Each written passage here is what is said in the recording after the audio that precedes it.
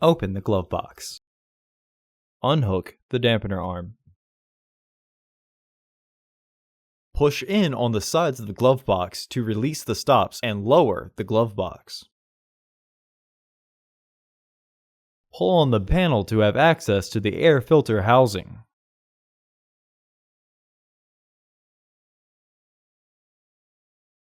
Unclip both sides of the housing cover to remove it.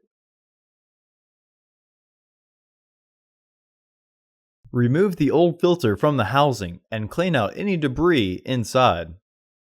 Insert your new filter with its arrow pointing up. Reinstall the housing cover.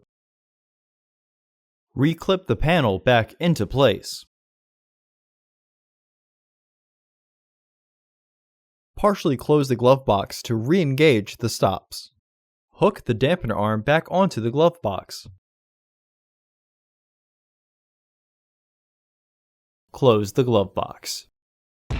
Order your parts today at filterheads.com.